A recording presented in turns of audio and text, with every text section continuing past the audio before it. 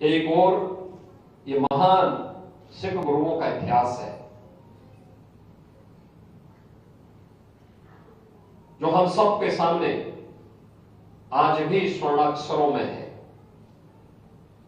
जो हम सबके जीवन में एक नई प्रेरणा प्रदान करता है, हमको निरंतर आगे बढ़ने के लिए प्रेरित करता है। और दूसरी ओर वे चुनौतियां जो हमारे सामने आज भी दिखाई दे रही है। बांग्लादेश में जो कुछ हो रहा है वो किसी से छुपा हुआ नहीं। पाकिस्तान में इससे पहले जो कुछ हुआ वो किसी से छुपा हुआ नहीं। आखिर ननकाना साहब हम सबसे कब तक दूर रहेगा? और क्यों नहीं ये अधिकार वापस हमें मिलना चाहिए।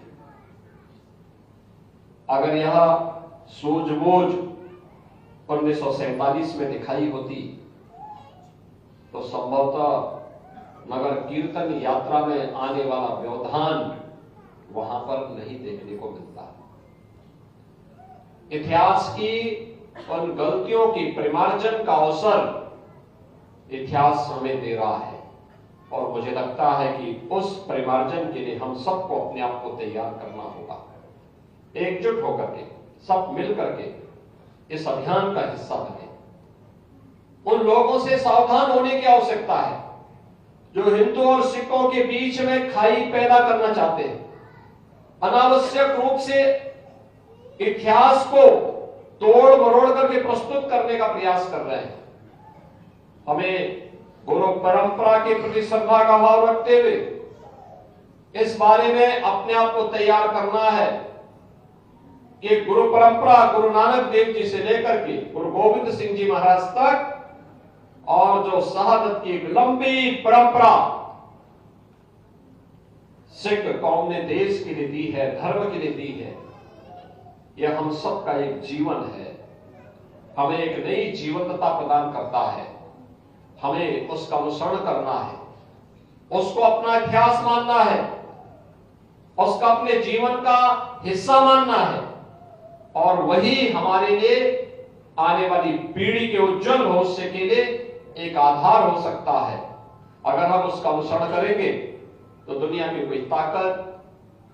कोई भी ताकत आपका बाल नहीं कर पाएगी, क्योंकि गुरु परंपरा में दिव्य विभूतियां हैं। हम सबको गौरव की अनुभूति होनी चाहिए।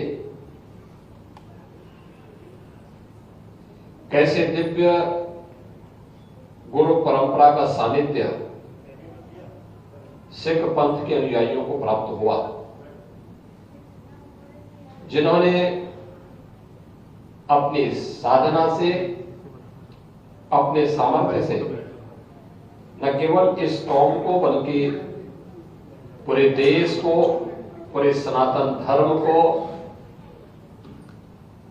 न केवल सुरक्षा प्रदान की बल्कि एक लंबे समय के लिए उन्हें अभय भी प्रदान किया। याद करिए कैसा कालखंड रहा होगा। गुरु नानक देव जी से ही परंपरा चलती है। देखते हैं एक विदेशी आक्रांता बाबर के रूप में देश के अंदर अत्याचार कर रहा है, उसके खिलाफ गुरु नानक देव जी आवाज उठाते हैं। इतिहास के उन पन्नों को कौन नहीं जानता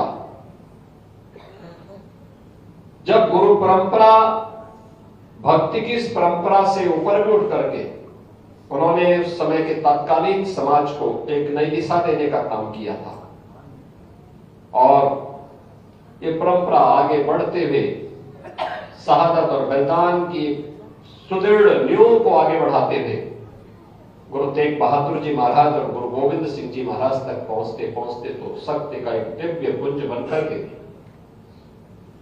न केवल सनातन धर्म की रक्षा के लिए बल्कि भारत की रक्षा के लिए अपने आप को बलिदान करने में कभी चूकी नहीं। गुरु तेग बहादुर जी महाराज ने उस समय कश्मीर को बचाया था, उस समय के अत्याचार से कांप रही सनातन धर्मावलंबियों को एक नया जीवन दिया था। और उस समय कश्मीरी पंडितों को इस बारे में कहा था, जिनको एक हुक्म मिला था कि उन्हें इस्लाम स्वीकार करना है। कश्मीरी पंडित भटक रहे थे, कहां जाएं, कौन शरण देगा। तो अंततः उनको शरण मिली गुरु तेग बहादुर जी महाराज के पास, जिन्होंने कहा कि नहीं, तुम मना मत करना, ये बोलो कि पहले हमारे गुरु को इस्लाम स्वीकार करा दो, अगर वो इस्लाम स्वीकार कर लेते हैं तो हम भी स्वीकार कर लेते हैं। और फिर ये सिलसिला आगे बढ़ा। लेकिन उन्होंने कभी भी देश और धर्म से हट करके किसी विदेशी आक्रांता के सामने, विधर्मी के सामने कभी सिर नहीं झुकाया।